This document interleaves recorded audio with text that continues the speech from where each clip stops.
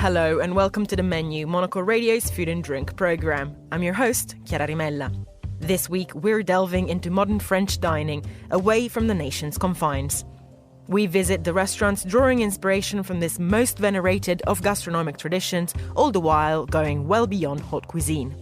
Coming up, we sit down with the founder of Bistro Freddie and find out why a wave of new French-inspired spots has been sweeping London and many more cities besides. There seems to be a trend shifting back towards more comfortable seating, maybe, and white tablecloths, and maybe people are eating out slightly less, so when they are going out for dinner, it wants to feel maybe it's a little bit more formal, kind of a bit more of a treat. Also on the programme, Charlotte McDonald-Gibson tells us about the special role that French restaurants play in Washington, D.C. I think D.C. has beautiful reflections of French cuisine, and you can see it through this city. It's alive here. Plus, Gregory Scruggs is in Seattle to meet the man putting his own spin on Gallic classics. All that here on The Menu on Monocle Radio.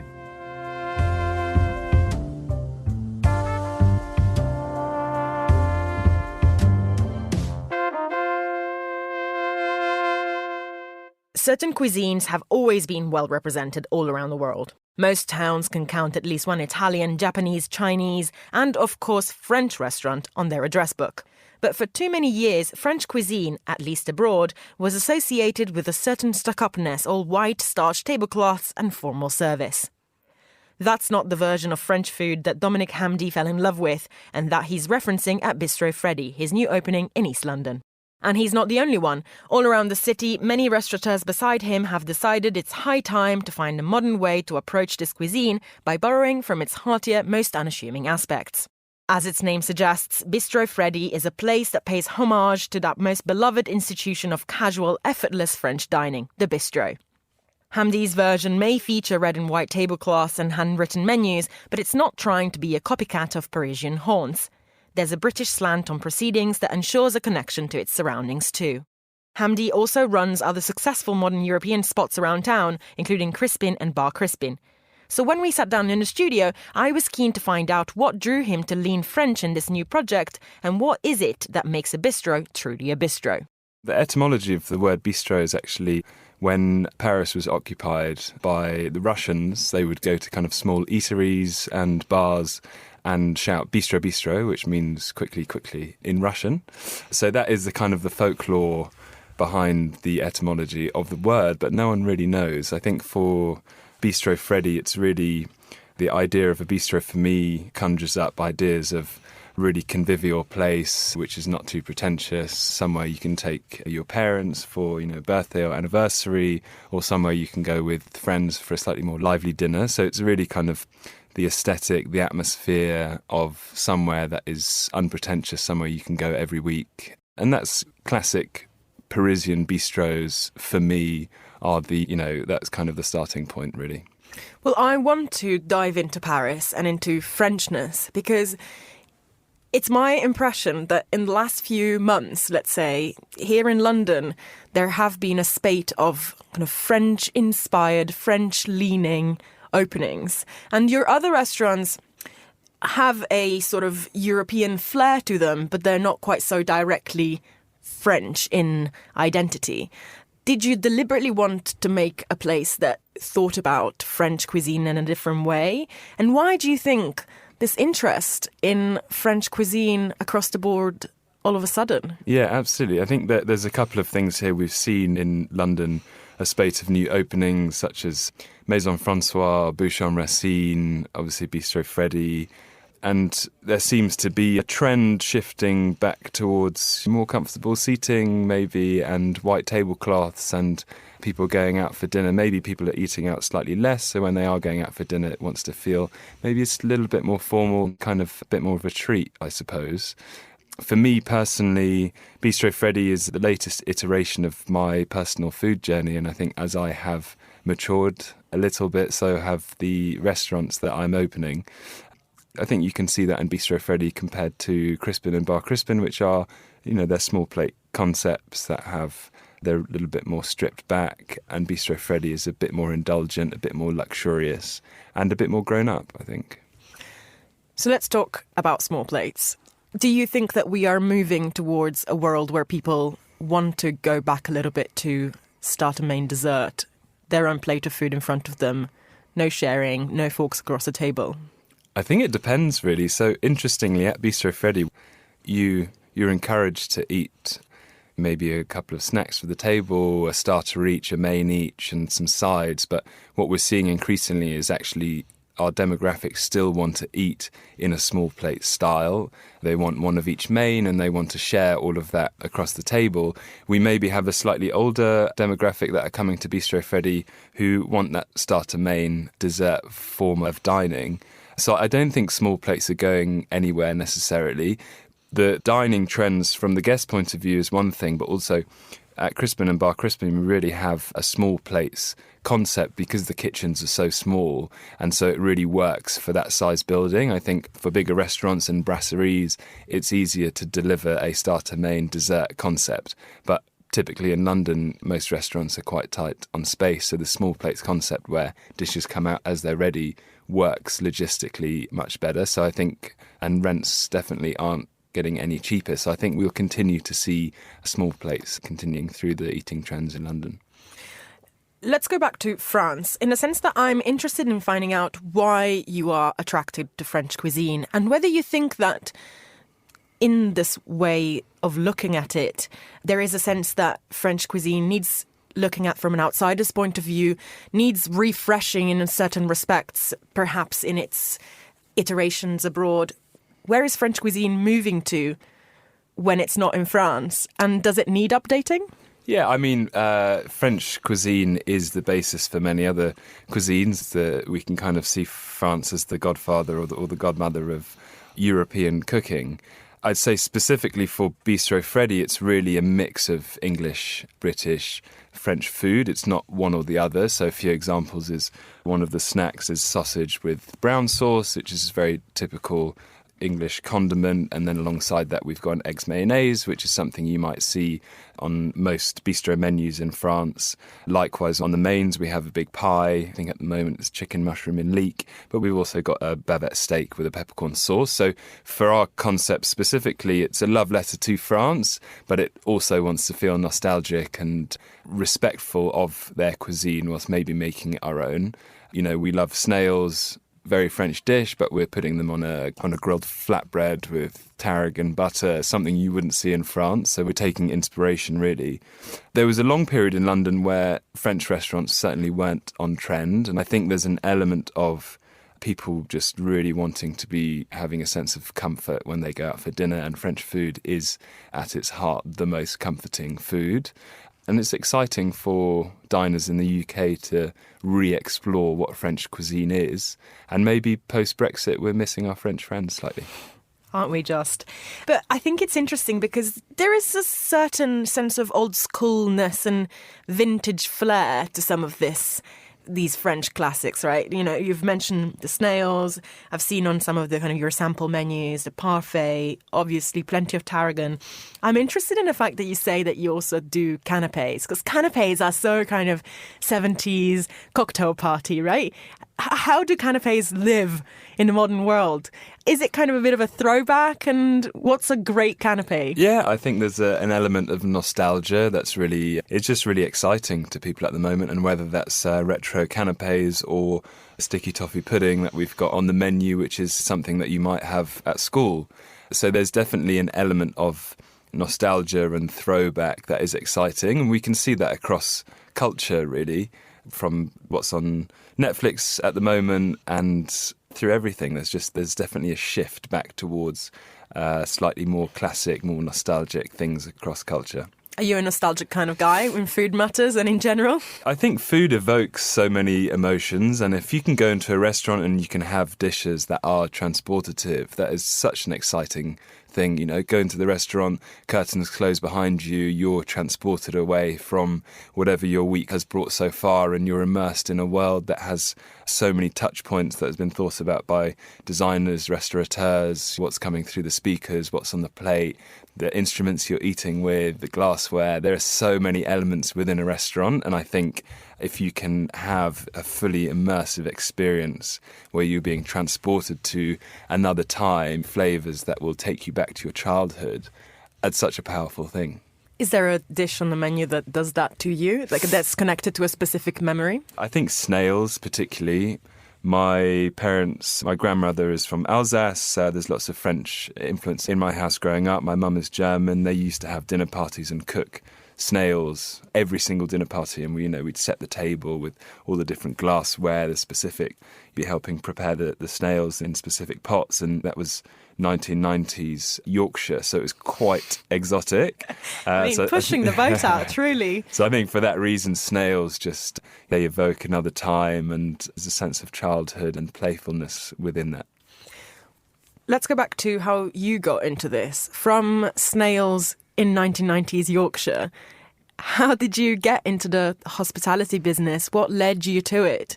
And what led you eventually to the many adventures that kind of transformed into Crispin? Yeah, it's not a linear story, really. And I think like many restaurateurs or hospitalitarians, I fell into it by mistake, really. I was studying languages in London. I just finished a year abroad in Vienna and Montpellier. And I started a Scotch egg stall with a friend. So we were kind of cooking Scotch eggs in our student flat. We wanted a summer project, so we started a Scotch egg stall on Berwick Street in Soho. And from there, we went to Borough Market, started trading there, started wholesaling these Scotch eggs. And we did that for a couple of years before opening a coffee shop on Aldwych, so just by the Strand, our first bricks and mortar site. And then that was when specialty coffee was really hitting London in a big way. So we were following that trend, and really from there, it's been a natural progression into Crispin and slightly more immersive dining experiences. And I think post-COVID, Crispin had been open for a couple of years. We started a wine subscription service off the back of that, it was a great success. We were able to open Bar Crispin in Soho, which was a more wine-focused version of what Crispin is. So it's really been about creating concepts that excite us, recognising maybe what people want at what times, and following those habits and those patterns. And I think at the moment, Bistro Freddie is the latest iteration of where I am as a restaurateur and what I think people want to eat at the moment. That was Dominic Hamdi speaking to me at Midori House. Even if most new French-inspired openings may be moving away from the high-end standard, haute cuisine restaurants have played a huge role in shaping the course of global gastronomy, and in certain contexts, they can have a specific, very practical purpose. As a fundamental centre of global power, Washington, D.C. has long relied on its bounty of formal French dining rooms. In the diplomatic scene, these are places where envoys and officials try to impress their network over elaborate lunches and dinners. But Matt Conroy and his wife Isabel Koss wanted to spotlight another side of French dining in the US capital. Their modern neo-bistro Lutèce is now one of the top restaurants in the city, and no less of a place to take someone you want to dazzle. Monocle's Charlotte McDonald-Gibson headed to their outpost to find out more. When eating at Lutèce, a neo-bistro in Washington's historic Georgetown district, you only need to look up for a reminder of a more traditional French dining experience. A white tin roof is emblazoned with delicate laurel reliefs, and above a doorway are two black and white portraits of Napoleon. These are the few throwbacks to Lutèce's predecessor, a crêperie called Café Bonaparte, which featured all the trappings of a more traditional French dining, with dark red menus and dishes with names like Moulin Rouge. Today, Lutèce is free from such cliché. With its clean decor of electric blue exterior, exposed brick, unadorned marble tabletops, and antique mirrors against white walls, its atmosphere is modern but intimate, exactly like the Parisian neo-bistros that head chef Matt Conroy seeks to emulate. We cooked the food we were inspired to cook and poured the wines that we enjoy. The music's a little different. There's no white tablecloths. I think people have fun. Part of dining that I don't like is the stuffiness of it.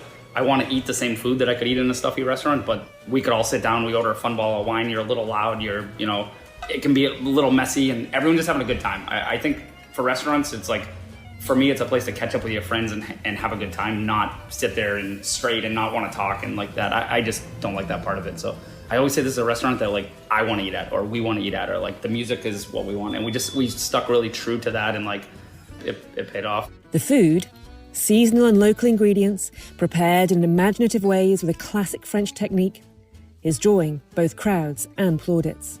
Since a soft opening just before the COVID pandemic, Lutèce has been topping the lists of best restaurants in DC. And in 2022, it made it onto the New York Times list of the 50 best restaurants nationwide. While Lutèce is very much taking its cue from the new generation of Parisian neo-bistros like Chateaubriand and Septime, there is a long tradition of French influence in the US capital, where the very layout of the streets is the creation of a Frenchman, Pierre l'Enfant, who mapped out Washington in the late 18th century. It's an influence which infuses the city, says Lutèce's pastry chef Isabelle Cosse. It's inevitable to walk around DC, walk around the roundabouts, and be reminded of a European type of life. So I think DC has beautiful reflections of French cuisine, and you can see it through this city. It's alive here. And as a city of diplomats, lobbyists, politicians and other power players, French cuisine has long played a role in the deal-making and networking that defines the city, says Matt. French food always has this kind of for a long time it was a little, not stuffy, but it was you had to sit up straight and you had the white tablecloths and you had that, the server's going to have a tux on or a jacket, and it was, if you wanted to take someone out and kind of show off to them, it was, you're going to order a big bottle of Burgundy and have that experience, and it's a luxury. It had that feel to it. Jean-Louis Palladin brought Nouvelle Cuisine to the Watergate complex in 1979, and dozens of traditional French dining establishments have plied Washington's great and good with mounds of foie gras, steak frites and duck à l'orange over the years. But until husband and wife team Matt and Isabelle put Lutèce on DC's dining map, there was little sign of modern French cuisine in the capital. Coming to DC, and especially in Georgetown, saying to people that we were opening a bistro, and they came in and they didn't see those traditional dishes on the menu, it was definitely a shock. We did something, I think, different here. And we flat out had people walk in and say, this isn't going to work. But it worked perfectly. Matt and Isabelle are both trained in the classical French techniques and bring that attention to detail and respect for ingredients, while finding new ways to provoke and delight by creating modern and unexpected takes on traditional French cuisine. Matt talks me through a new dish on the menu, a chicken mousse with morels and a sauce américaine. So what's happening here then? What have you got on the go here? Yeah, so we got our chicken necks that we've stuffed with the chicken mousse. So inside of there is the mousse that has morels and some herbs and stuff like that. So again, very traditional, but having fun with it. And then we have some first of the season asparagus, sauce américaine that we made with lobster shells that we had from a dish before. So just really making sure we're using every part and, very seasonal and stuff. So we're going to sear off the chicken. So we're going to sear it off all sides to kind of get the skin crispy in the oven, and then we'll finish with the asparagus and sauce. Isabelle, meanwhile, has fun with the desserts. Lutèce wanted to put a cheese plate on the menu, but cheese after dinner is not a cultural staple in America, and they only sold about one platter a week. So Isabelle created what is now one of Lutèce's most popular desserts. Honeycomb ice cream, piled high with Comté cheese, its tiny crystals bringing to mind mounds of white chocolate. Representation, it's a honeycomb semifreddo. It's already pre-frozen. We use egg yolks, egg whites, and heavy cream. We fold honeycomb on it.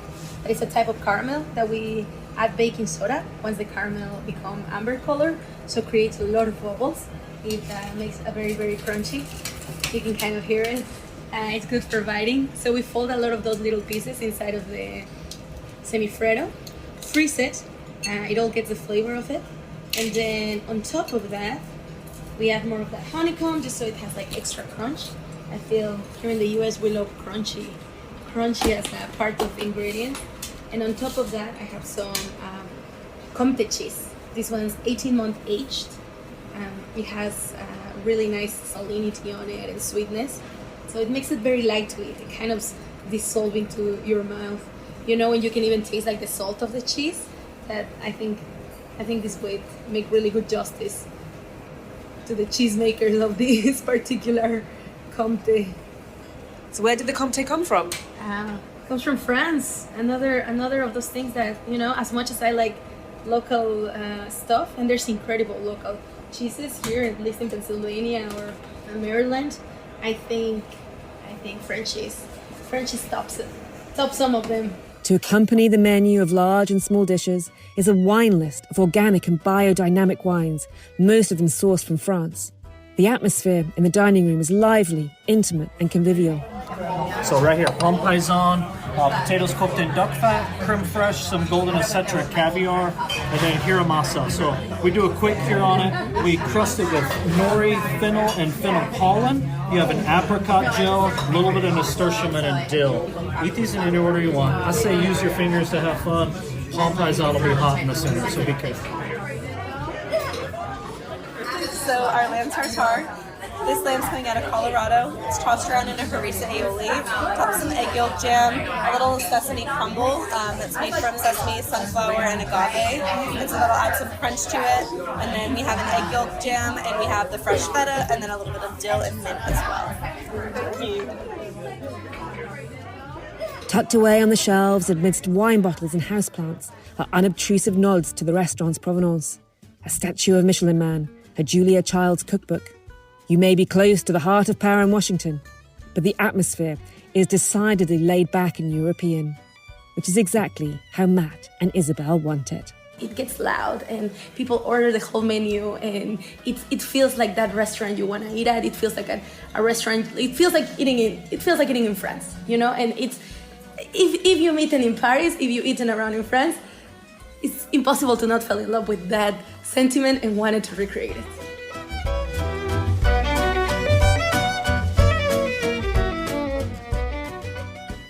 Charlotte McDonald-Gibson there. This is the menu. Now it's time for the week's top food and drink headlines. Here is Monocle's George Ruskin. The Deputy Mayor of Milan has proposed a controversial regulation on late-night takeaway food that will hit the city's beloved gelaterias. The plan aims to reduce noise in Milan's nightlife spots by forcing food outlets to close earlier. This has caused backlash. Locals argue that the proposal will fail to solve the problem of noise and will instead end the popular tradition of late-night ice cream. With the general election underway in India, businesses in Bengaluru have begun offering free food and drink to encourage people to cast their vote. The city has historically seen some of the lowest voter turnout in the country. However, there are hopes that first-time voters will be enticed to polling stations by the prospect of free beer, dosas and milkshakes at venues across the city. In New York, people are reselling dinner reservations for the city's top restaurants for up to $1,000 for a two-top table. Mobile app Appointment Trader is at the forefront of this new trend, and for some New Yorkers, selling reservations has become a full-time job. Genuine diners, however, have become increasingly frustrated by automated bots that are driving up prices on the platform. Those are the week's food and drink headlines. Now back to Chiara. Thanks, George. You're listening to The Menu.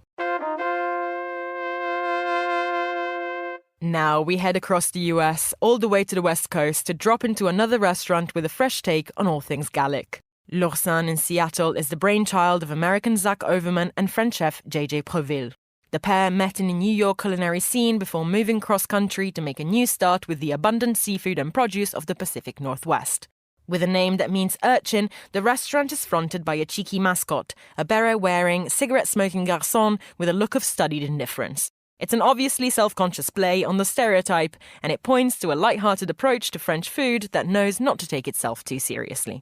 Monocle's Seattle correspondent Gregory Scruggs took a seat at L'Oursin, and he brings us this report.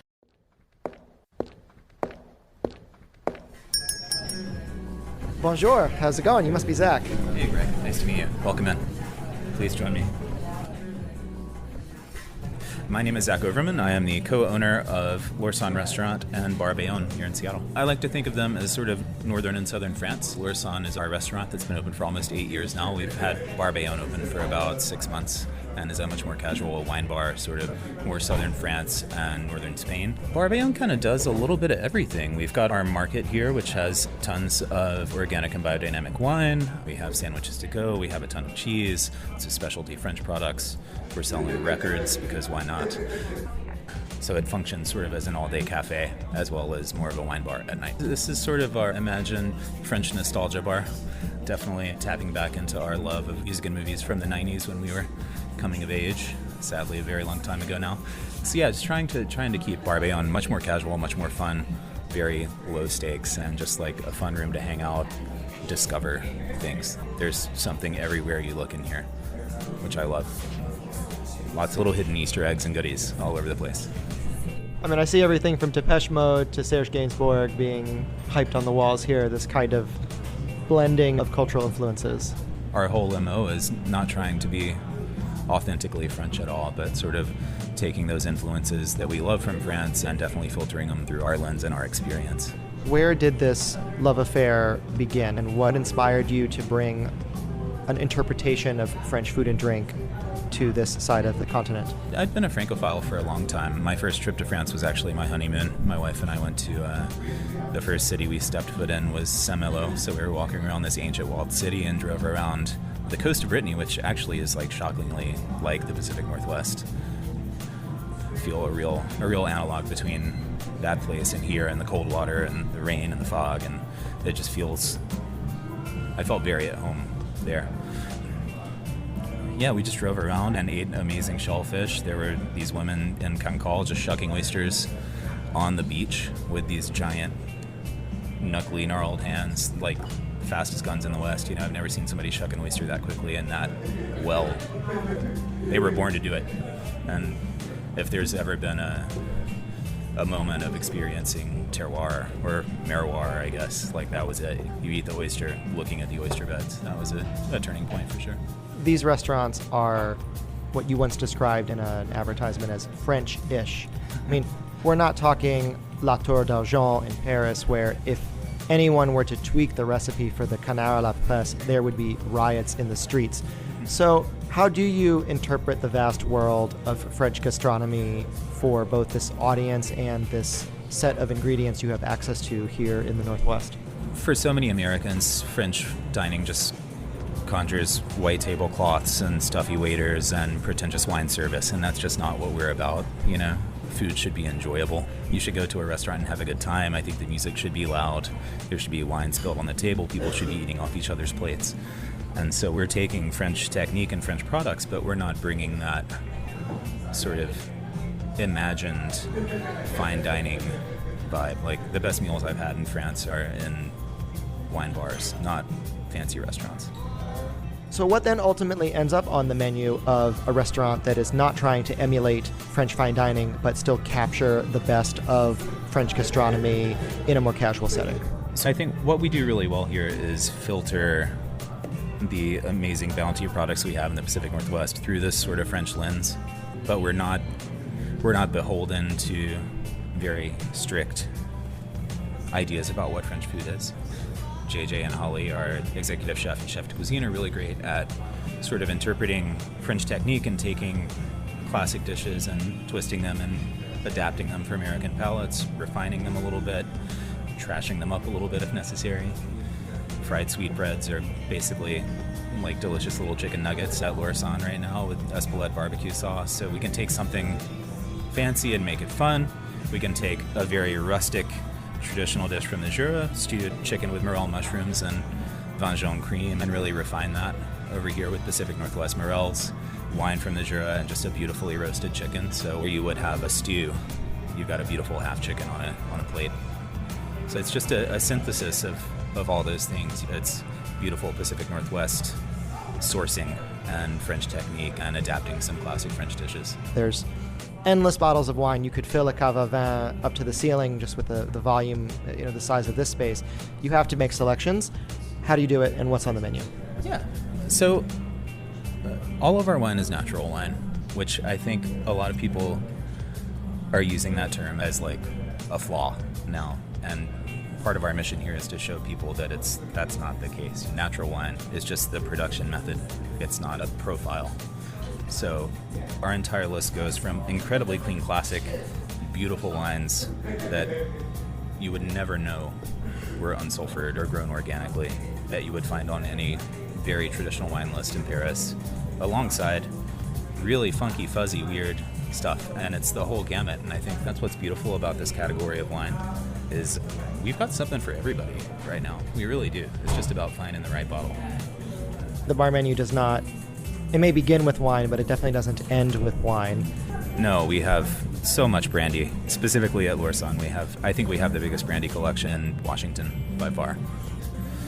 It's our favorite. It's an agricultural product that's distilled. So Armagnac from the southwest, Cognac, Calvados from Normandy up in the north. It is around. It's in the food. It's in the cocktails. It's served on its own after dinner. Yeah, we really love it.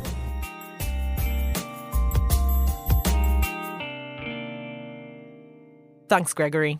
And that's all for this edition of The Menu. Remember that we are back with a new episode again on Friday at 2000 London time. That's at midday in San Francisco. Also, don't forget to tune into our spin-off show, Food Neighborhoods, for a tour of some of the world's tastiest destinations. I am Chiara Rimella. This program was produced by Monica Lillis, and our sound engineers were Mariella Bevan and Finn Simons. Thanks for listening, and until next week.